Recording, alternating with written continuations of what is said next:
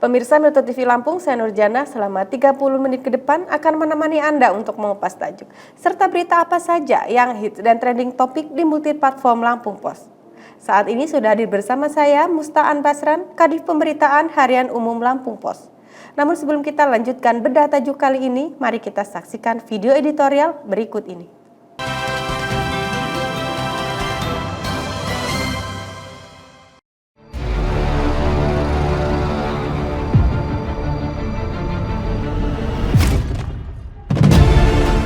Redam pemicu kebakaran.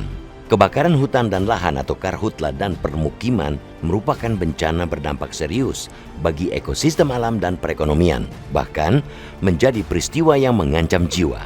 Kita kerap mendengar adanya korban jiwa dalam kebakaran yang terjadi di permukiman maupun hutan dan lahan.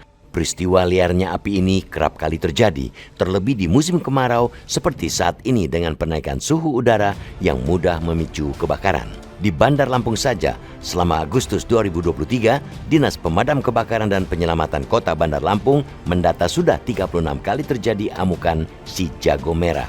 Sementara di kabupaten lainnya di Lampung, hutan dan lahan juga menjadi sasaran amukan keganasan api yang terjadi tidak hanya sekali. Tercatat sejak Januari hingga Agustus 2023, tercatat 123 kasus kebakaran. Faktor penyebab kebakaran ini beragam, yang didominasi oleh kelalaian manusia. Bahkan ada yang sengaja melakukan pembakaran hanya sekadar untuk land clearing atau persiapan tanam. Celakanya, api yang berkobar tak dapat dikendalikan hingga kebakaran meluas. Ada pula yang iseng membuang puntung rokok secara sembarang dan mengenai serasah hingga menyebabkan kebakaran. Belum lagi akibat korsleting listrik di rumah warga yang memicu percikan api kemudian membesar di luar kendali. Penyebab pemicu kebakaran tersebut harus segera dihentikan dan dikendalikan, sebab dampak kerugian akibat kebakaran amatlah merugikan, baik dari sisi ekonomi maupun ekologi lingkungan, bahkan juga mengancam keselamatan jiwa. Salah satu dampak paling merugikan dari kebakaran adalah kerusakan pada ekosistem alam dan keanekaragaman hayati. Kebakaran hutan dan lahan menghancurkan habitat alami bagi berbagai spesies tumbuhan dan hewan. Tanaman dan hewan yang bergantung pada habitat tersebut dapat punah atau terancam. Ini tidak hanya mengganggu ekosistem, tetapi juga berdampak pada rantai makanan dan keseimbangan alam secara keseluruhan yang ujung-ujungnya dirasakan oleh manusia juga. Kebakaran menghasilkan asap, partikel, dan gas beracun yang dapat mencemari udara. Paparan jangka panjang terhadap polusi udara dari kebakaran dapat menyebabkan masalah kesehatan serius, terutama gangguan pernapasan, penyakit kardiovaskular, dan efek buruk pada sistem kekebalan tubuh. Asap juga dapat menyebabkan iritasi mata, hidung, dan tenggorokan. Kobaran api yang tak terkendali ini juga menjadi ancaman keselamatan manusia. Permukiman yang terbakar dapat mengakibatkan korban jiwa, cedera, dan kerugian harta benda. Selain itu, api yang tak terkendali dapat mempersempit jalur evakuasi dan menghambat upaya penyelamatan. Ketika kebakaran mendekati pemukiman, tekanan psikologis dan kecemasan masyarakat juga meningkat, mempengaruhi kesejahteraan mental. Secara ekonomi, kebakaran yang terjadi baik di pemukiman dan lahan pertanian serta hutan mengakibatkan kerugian produksi dan pendapatan petani. Industri pariwisata juga dapat terganggu karena penurunan kualitas udara dan kerusakan lingkungan hingga pemandangan tak elok lagi. Selain itu, upaya pemulihan dan rekonstruksi setelah kebakaran memerlukan biaya yang tidak sedikit.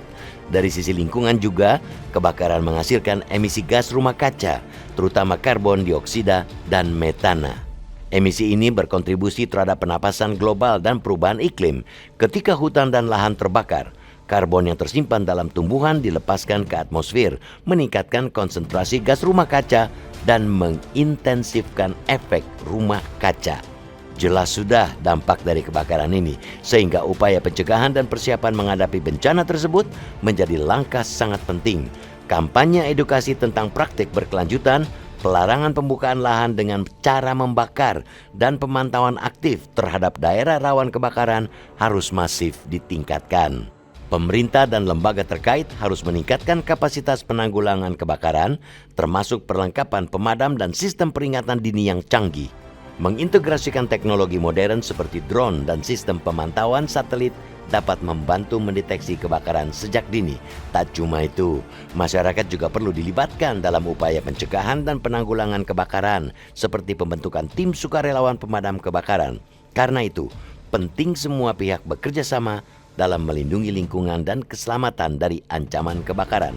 Kebakaran hutan dan lahan bukanlah sekadar bencana alam yang terjadi secara kebetulan. Ini adalah masalah yang membutuhkan perhatian serius dan tindakan terpadu.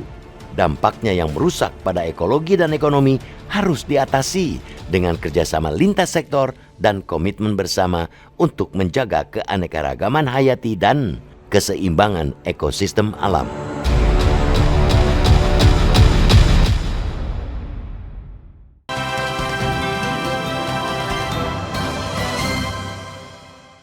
Baik, Bang An, apa yang menjadi bahasan tajuk Lampung Pos kali ini?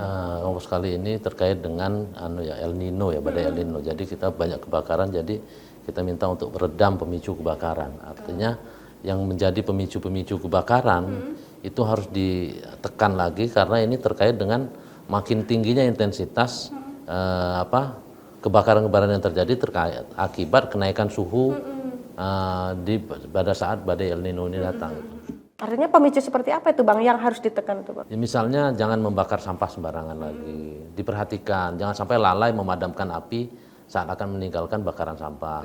Kemudian jangan membuang puntung rokok sembarangan gitu. Kemudian juga misalnya jangan lupa misalnya di dapur itu tidak meninggalkan dapur pada saat kondisi memang kompornya masih hidup gitu kan ya. Itu yang memicu kebakaran.